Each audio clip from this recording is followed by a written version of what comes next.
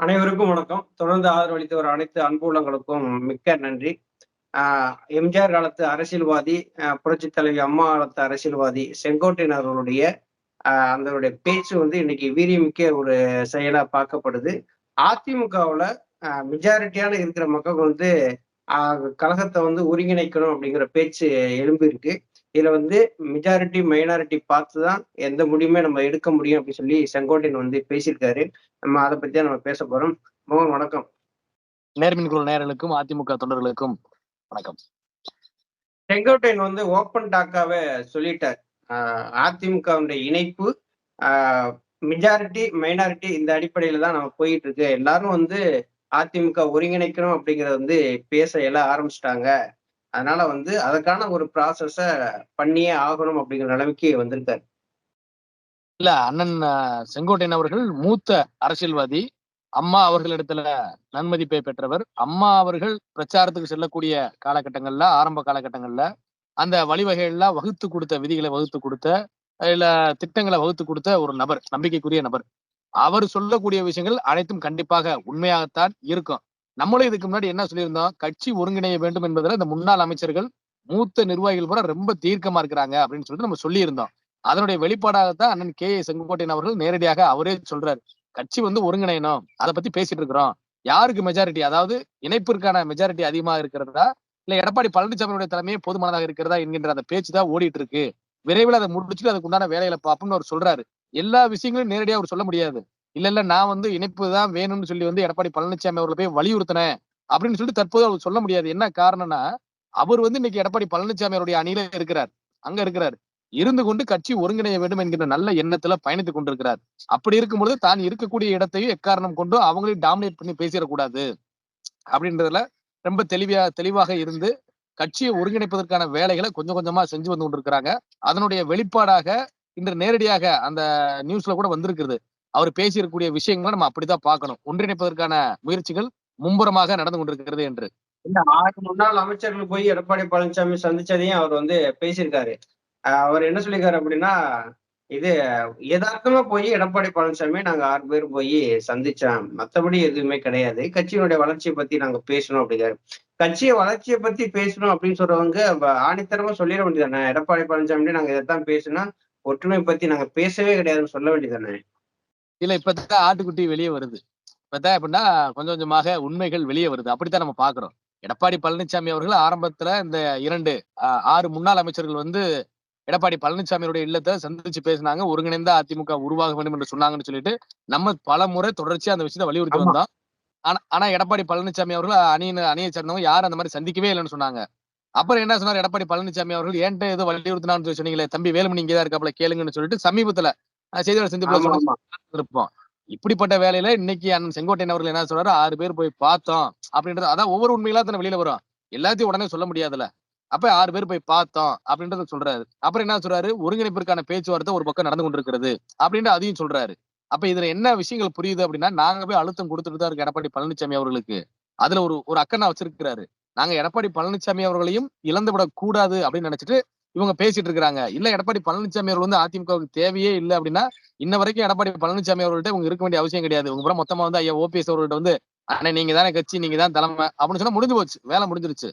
ஆனா அவங்க மேலும் ஒரு பிளவை அவங்க விரும்பல. இன்னொரு பிளவையும் அவங்க விரும்பாம எல்லாரும் ஒண்ணு சேர்ந்து ஒருங்கிணைந்த அதிமுகவாக அம்மா அவர்களுடைய பிள்ளைகள் ஓரணியில இருக்கணும்னு சொல்லிட்டு முயற்சி பண்ணிட்டு இருக்காங்க. இல்ல எடப்பாடி பழனிசாமி தொடர்ந்து செய்தியாளர் சந்திப்புல பூரா என்ன சொல்லிட்டு வந்தாரு? அதிமுக ஆரோக்கியமா இருக்கு. நீக்கப்பட்டவர்கள் நீக்கப்பட்டவர் தான். இங்க எந்த பிரச்சனையும் கிடையாது. நீங்க ஊடகங்கள தான் நீங்க திருத்தி பேசுறீங்க அப்படின்னு சொன்னார்ல. இன்னைக்கு ஓப்பனா பேசிட்டாரு செங்கோட்டையன் வந்து. இதுல வந்து அ இணைப்புக்கான பேச்சுல வந்து மெஜாரிட்டி, மைனாரிட்டி அப்படிங்கிற ஒரு அடிப்படையில அவர் பேசுறாரு அப்படின்னா, அப்ப அங்க வந்து மிகப்பெரிய அளவுல ஒரு சண்டை சச்சரவுகள் இணைப்புக்கான ஒரு பேச்சுவார்த்தை ஓடிட்டு இருக்குன்னு வெளிப்படையா தெரியுதுல்ல இதுல. கண்டிப்பாக இணைப்பிற்கான பேச்சுவார்த்தை உள்ள ஓடிட்டு இருக்குது. அது எந்த அளவுக்காக, அதாவது மெஜாரிட்டி மைனாரிட்டி என்கின்ற அளவுக்கு வந்து அது பேச ஆரம்பிச்சிருக்கிறாங்க அப்படின்னா, அப்ப அங்க இணைப்பு என்பது உறுதியாகி விட்டது. அங்க இணைப்பு என்பது உறுதியாகி விட்டது. அதற்கு இடைஞ்சலாக இருக்கிறது எடப்பாடி பழனிசாமி அவர்கள் தான் என்பது இந்த முன்னாள் அமைச்சர்களுக்கு பூரா தெரிஞ்சிருச்சு. ஆகையினாலதான் கள ஆய்வு கூட்டங்கள், இந்த கள ஆய்வு கூட்டங்கள்ல பூரா இப்ப கலைபரங்கள் ஆகிக் கொண்டிருக்குதுல்ல. கள ஆய்வு ஆமா. கூட்டங்கள் ஒவ்வொரு இடத்துல கலைபரங்கள் ஆகிக் கொண்டிருப்பது எடப்பாடி பழனிசாமி அவருடைய தலைமைக்கு எதிராக தான் நடந்து கொண்டிருக்கிறதே ஒழிய, இந்த முன்னாள் அமைச்சர்களுக்கோ, இல்ல முன்னாள் மாவட்ட கலைச்சருக்கோ, இந்நாள் மாவட்ட கலைச்சர்களுக்கோ இவங்களுக்கு எதிர்ப்பானதெல்லாம் கிடையாது. எடப்பாடி பழனிசாமியுடைய தலைமை வேண்டாம். அதுக்கு நீங்க இசைந்து குடுக்குறீங்க. இந்த மாவட்ட கழக செயலாளர்கள் பூரா எடப்பாடி பழனிசாமி அவர்களுக்கு எதிர்ப்பா திரும்ப வேண்டியதானே? முன்னாள் அமைச்சர்கள் பூரா எடப்பாடி பழனிசாமி அவர்களுக்கு எதிரா திரும்ப வேண்டியதானே? கட்சியை ஒருங்கிணைக்க வேண்டியதானே? என்கின்ற பேச்சு தான் ஓங்கி ஒலித்துக் கொண்டிருப்பதாக நமக்கு தோன்றுகிறது. தற்போது நடந்திருக்கக்கூடிய அந்த விஷயங்கள்லாம் பார்க்கும் பொழுது. இப்ப 2024 பாராளுமன்ற தோல்வியும் குறித்து அவர் வந்து செங்கோட்டையன் வந்து பேசியிருக்காரு. மனுஷன் ஓப்பனா அதுல வந்து என்ன பேசிருக்காரு அப்படின்னா, கூட்டணிக்கு யாருமே வரல. ம். கூட்டணிக்கு யாருமே வரல அப்படின்னா, எடப்பாடி பழனிசாமி தலைமை சரியில்லைன்னு தானே அர்த்தம். கூட்டணிக்கு கண்டிப்பா. யாருமே வராத பட்சத்துல நாங்க தோல்வியை சந்திக்க வேண்டிய சூழ்நிலை ஏற்பட்டதுங்கிறத அவர் வந்து சொல்லியிருக்காரு. இல்ல எடப்பாடி பழனிசாமி அவருடைய தலைமை சரியில்ல. எடப்பாடி பழனிசாமி அவருடைய தலைமை மாற்றப்பட வேண்டும். எடப்பாடி பழனிசாமி அவர்கள் தலைமைக்கு பொருத்தமானவர் இல்லை என்பத அந்த ஒற்றை வரியில சொல்லிட்டாரு. யாரும் ஆமா. பெருசா கூட்டணிக்கு வரலங்க. அப்படின்னா ஏங்க ஒரு 31 ஆண்டு காலம் வந்து ஆட்சி கட்டுல இருந்த ஒரு மாபெரும் மக்கள் இயக்கம், ரெட்டலை என்கின்ற மிகப்பெரிய வெற்றி சின்னம் இருக்கிறது. தமிழ்நாடு முழுவதும் பட்டி தொட்டி எங்கும் கிளை கழக செயலாளர்ல இருந்து அனைத்து நிர்வாகிகளும், பிரதிநிதிகளும் இருக்கிறாங்க. அப்படிப்பட்ட இயக்கத்தையே 7 நாடாளுமன்ற தொகுதியில டெபாசிட் இழக்க வச்சு 13 நாடாளுமன்ற தொகுதியில 3வது இடத்திற்கு அதிமுகவை கொண்டு போய் 2 நாடாளுமன்ற தொகுதியில 4ஆம் இடத்திற்கு அதிமுகவை கொண்டு போயிட்டாரு எடப்பாடி பழனிசாமி அவர்கள். அப்ப அதிமுக என்கின்ற மாபெரும் மக்கள் இயக்கம் கூட்டணி கட்சிகளுடைய தயவுலதான் இத்தனை நாட்கள் வெற்றி பெற்றுக் கொண்டிருந்ததா? இல்ல அப்படிப்பட்ட தலைவர்கள் தான் இதுவரைக்கும் இருந்தாங்களா? தனி மெஜாரிட்டி 2019ல நடந்த 2014ல நடந்த நாடாளுமன்ற தேர்தல்ல 37 தொகுதியில வெற்றி பெறவில்லையா அதிமுக? அம்மா என்கின்ற ஒற்றை வார்த்தைக்காக அத்தனை இருந்தது. அத்தனை தொகுதியில வெற்றி பெற்றோம். இந்தியாவிலேயே 7வது இந்தியாவிலேயே 3வது மிகப்பெரிய கட்சியாகவும், உலக அளவுல 7வது மிகப்பெரிய கட்சியாகவும் அம்மா அவர்கள் நம்மள வச்சிருந்தாங்க. அதே கட்சிய அப்படியே அழுங்காம குலுங்காம தான் எடப்பாடி பழனிசாமி அவர்கள்ட்ட குடுத்தாங்க. இன்னைக்கு எத்தனை எம்பி இருக்கிறாங்க? தமிழ்நாட்டுல ஒரு எம்பி நீங்க ஜெயிச்சிருக்கீங்களா? நாடாளுமன்ற தேர்தல்ல உங்களுடைய சொந்த தேர்தல்ல ஜெயிக்க முடிஞ்சுச்சா? அப்ப இது எல்லாத்தையும் தான் அண்ணன் செங்கோட்டையன் அவர்கள் வந்து கேள்வியா முன்வைக்கிறாரு. பெரிய கூட்டணியில தோத்து போயிட்டோம். ஒருங்கிணைந்த அதிமுகவுக்கு குரல் கொடுத்துக் கொண்டிருக்கோம்னு சொல்லிட்டு பேசிட்டு இருக்காரு. இப்ப எடப்பாடிக்கும் செங்கோட்டையனுக்கான ஒரு முரண்பாடு வந்து இப்ப ஓடிக்கிட்டு தான் இருக்கு. பொதுக்குழு தீர்மானம் நிறைவேற்றுறதுல, அதனோட வடிவமைக்கிறதுல அவரும் இல்லாம இருக்காரு. இல்ல அதனாலதான் சொல்றேன். இவங்க பூரா வந்து கட்சிய ஒருங்கிணைக்கணும்னு சொல்றாங்க. ஒருங்கிணைக்கணும்னு சொல்றவங்களுக்கு நாங்க எப்படி முக்கியத்துவம் குடுப்போம்? நல்லா எல்லாருக்குமே தெரியும். 2017ல அசாத்தியமான சூழ்நிலையில அதிமுகவிற்கு அன்றைக்கு தலைமைக்கு அதாவது தமிழகத்தினுடைய முதலமைச்சராக வர வேண்டியவர் அண்ணன் செங்கோட்டையன் அவர்கள். அவர் மறுத்ததன் காரணமாக பல சூழ்ச்சிகளை கையாண்டு, பல பிளவுகள உருவாக்கி அதிமுகவ இன்னைக்கு நார் நாரா கிழித்து தொங்க விட்டு கொண்டிருப்பவர் தான் எடப்பாடி பழனிசாமி அவர்கள். அப்படி வந்தவர் என்ன நினைக்கிறாரு, தனக்கு போட்டியாக மீண்டும் செங்கோட்டையன் அவர்கள உருவாக்கிருவாங்க. அதனால அவர எந்த அளவுக்கு டாமினேட் பண்ணி அவருடைய அரசியல் வாழ்க்கைய முடிவுரை எழுதணுமோ, அத செய்யணும்னு சொல்லிட்டு தான் எடப்பாடி பழனிசாமி அவர்கள் செஞ்சு கொண்டிருக்கிறாரு. அதே போல இப்படி எடப்பாடி பழனிசாமிக்கு எல்லாத்துக்குமே பயந்தாருன்னா, இப்ப இந்த கட்சிய என்ன நிலைமைக்கு வைக்க போறாருன்னு தெரியலையே. ஓபிஎஸ் வந்தா நம்மள தூக்கிருவாரு, செங்கோட்டையன் வந்தா நம்மள தூக்கிருவாரு அப்படின்னா, அப்ப எடப்பாடி பழனிசாமி இந்த அதிமுக தலைமை வச்சு அப்படி இந்த கட்சிய வந்து மிகப்பெரிய அளவுல கொண்டு போனதா தெரியலையே.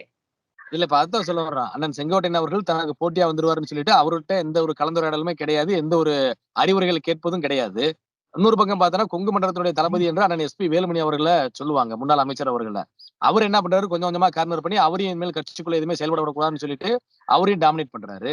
மறுபக்கம் பார்த்தோம்னா, கட்சி ஒருங்கிணைந்துருச்சு அப்படின்னா, அதிமுக தலைமைக்கு யார்றா சரியா இருப்பான்னு சொல்லி தொண்டர்கள்ட்ட கேட்டோம் அப்படின்னா, ஐயா ஓபிஎஸ் அவர்கள் தான் சரியா இருப்பாங்கன்னு சொல்லிருவாங்க. அப்ப நம்மளுடைய தலைமை வந்து கேள்விக்குறியாயிரும்னு சொல்லிட்டு கட்சி ஒருங்கிணைப்ப தடுக்கிறாரு. இப்ப இது பூரா என்ன நடந்திருக்கு? அண்ணன் எஸ்பி வேலுமணி அவர்கள புறக்கணித்ததன் காரணமாக, கோவையில அதிமுக ரொம்ப ஸ்ட்ராங்கா இருந்த இடத்துல முதிமுக 3வது இடத்துக்கு போயிருச்சு. நடந்து முடிந்த நாடாளுமன்ற தேர்தல்ல. அங்க நமக்கும் திமுகவிற்கும் போட்டியே கிடையாது. திமுகவிற்கும் பாஜகவுக்கும் தான் போட்டி. இன்னைக்கு ஈரோட்ல அண்ணன் செங்கோட்டையன் அவர்களுக்கு அவர்ட்ட கலந்துரையாடி, வேட்பாளர் தேர்வுல இருந்து எல்லாமே அவர் கூட சேர்ந்து பண்ணியிருந்தோம் அப்படின்னா, அந்த பகுதியில நம்ம வெற்றி பெற்றிருக்கலாம்ல. சேவல் சின்னத்துல அம்மா அவர்கள் நின்ற பொழுது மிகப்பெரிய அளவுல நமக்கு செல்வாக்கான இடம். அப்ப அதையும் கெடுத்துட்டாங்க. திருப்பூர் பாராளுமன்ற தொகுதியே வந்து இவருடைய கண் இவரையும் வந்து பொறுப்பாளரா போட்டிருந்தாங்க. இவருடைய கன்சல்ட் பண்ணாம தானே எடப்பாடி பழனிசாமி வேட்பாளர் அறிவிக்காரு. அதான் சொல்றேன். அப்படி அவங்கட்ட சொல்லி அந்த தொகுதிகள் வீணா போயிருச்சு. ஐயா ஓபிஎஸ் அவர்கள இந்த நாடாளுமன்ற தேர்தலுக்கு முன்பாக கட்சியில ஒருங்கிணைக்கணும்னு சொல்லிட்டு இந்த முன்னாள் அமைச்சர்கள் பூரா சொன்னாங்க. அவரு சேர்க்க மாட்டேன்னு சொன்னாரு. ஐயா இந்த கூட்டணிக்குள்ள வந்திருந்தாரு அப்படின்னா, என்டிஏ கூட்டணிய நம்ம கூட இணைச்சிருப்பாங்க. மிகப்பெரிய ஆமா. அளவுல தமிழ்நாடு முழுவதும் 40க்கு 40 தொகுதிகள் புதுச்சேரி உட்பட வெற்றி பெற்றிருக்கலாம். இன்னைக்கு 40க்கு 40 0. 40 டிவைடட் பை 0. 0 எடுத்துட்டு எடப்பாடி பழனிசாமி அவர்கள் நான் கட்சிக்கு தலைமைன்னு சொல்லிட்டு இருக்காருன்னா, 2026ல 234 தொகுதியிலயும் தோத்து போய் தான் எதிர்க்கட்சி தான் அதான் அவர் ஜெயிக்கவே மாட்டார். எதிர்க்கட்சிக்கு நம்ம போயிட்டோம். 234 தொகுதியிலும் தோத்து போய் அதிமுகவ அழிக்கக்கூடிய வேலையில தான் எடப்பாடி பழனிசாமி அவர்கள் ஈடுபட்டு கொண்டிருக்கிறார். இதை பார்த்துக் கொண்டிருக்கக்கூடிய முன்னாள் அமைச்சர்களும், கட்சியினுடைய நிர்வாகிகளும், கீழ்மட்ட தொண்டர்களும் எடப்பாடி பழனிசாமி அவர்களுக்கு எதிரான நிலைப்பாட்டுக்கு வந்துட்டாங்க. அவருடைய அரசியல் எதிர்காலம் முடிவுரையானது தற்பொழுது எழுதப்பட்டு கொண்டிருப்பதாக நம்ம சொல்லலாம்.